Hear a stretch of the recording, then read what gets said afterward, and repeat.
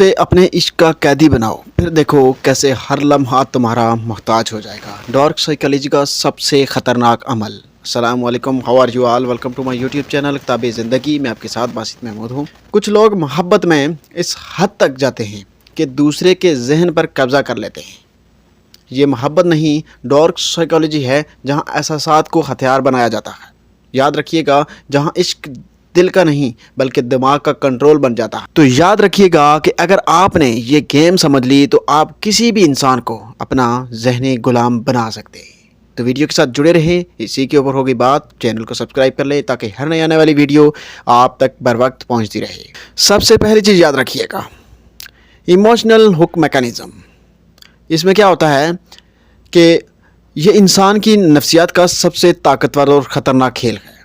ٹھیک ہے، انسان کے دماغ میں ایک ایموشنل ریوارڈ سسٹم ہوتا ہے جو ہر اس چیز کو یاد رکھتا ہے جس سے اسے احساس، توجہ یا درد ملا ہو۔ یعنی ایک ایسا سسٹم کہ جو ہر چیز کو یاد رکھتا ہے، جہاں سے ہمیں خوشی بھی ملی ہو، درد بھی ملا ہو، تکلیف بھی ملی ہو، ہمارے لیے معاملات بھی بنے ہوں، ہمارے راستے میں کانٹے بچھائے گئے ہوں، وہ ساری چیزیں یاد رکھتا ہے۔ ٹھیک ہے، اور جب آپ کسی شخص کے اندر جذباتی لہر پیدا کرتے ہیں، کبھی اس کی تعریف کر کے، کبھی غیر متوقع طور کے اوپر دور ہو کر، تو پھر آپ اس کے دماغ میں ایک ریوارڈ وڈرال لوپ جو ہے نا وہ بھیج دیتے ہیں، اور اس کے دماغ میں ریوارڈ وڈرال لوپ چلا جاتا ہے۔ ٹھیک ہے، ہوتا کیا ہے پھر کہ پہلے آپ کی توجہ سے اس کا دماغ ڈوپامائن خارج کرتا ہے، خوشی، قربت اور اطمینان کا کیمیکل کی لہر ہوتی ہے۔ یعنی کہ جیسا کہ وہ شخص آپ کے پاس ہے، آپ کے ساتھ رہے اور آپ کو پیار کرتا ہو، آپ کو خوشی ملتی ہے، آپ کے ساتھ جو ہے نا وہ آپ سوچتے ہیں کہ دنیا کے بہترین لمحے گزر رہے ہیں۔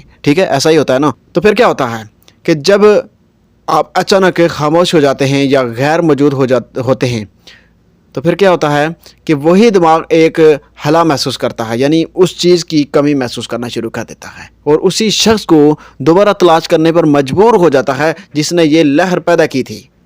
جیسا کہ آپ کے پاس اگر وہ شخص نہ رہے تو آپ کا دماغ اور دل اسی چیز کو تلاش کرنے میں لگ جاتا ہے۔ کیوں؟ ابھی بھی ایسا ہی ہے کہ آپ کے پاس اگر وہ شخص نہیں ہے، جو پیار، جو قربت، جو اطمینان، جہاں جو سکون اس کے پاس آپ کو مل رہا تھا وہ کہیں نہیں ملا۔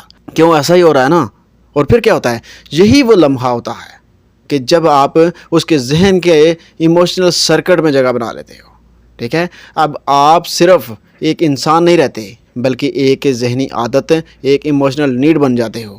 ٹھیک ہے نا، اس کی کہ جب آپ اگر یہی چیزیں اپلائی کرتے ہو، جیسے اس نے آپ کے اوپر اپلائی کی، ویسا ہی سسٹم آپ اس کے اوپر اپلائی کرو گے، تو آپ صرف اس کے لیے ایک انسان نہیں رہ جاؤ گے بلکہ ایک ذہنی عادت اور ایک ذہنی یعنی کہ کیا کہتے ہیں ایموشنل نیڈ بن جاؤ گے اس کے لیے۔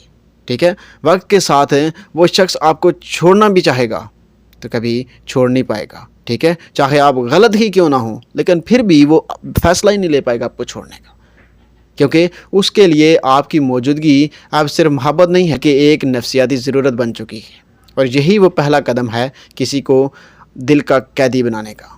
اور سیکنڈ چیز یاد رکھیے گا، انرجی ول ڈرال دا اسکیرسٹی انجن۔ انسان عام طور پر وہ چاہتا ہے جو ہمیشہ میسر نہ ہو۔ یہی اسکیرسٹی کا نفسیاتی اصول ہے۔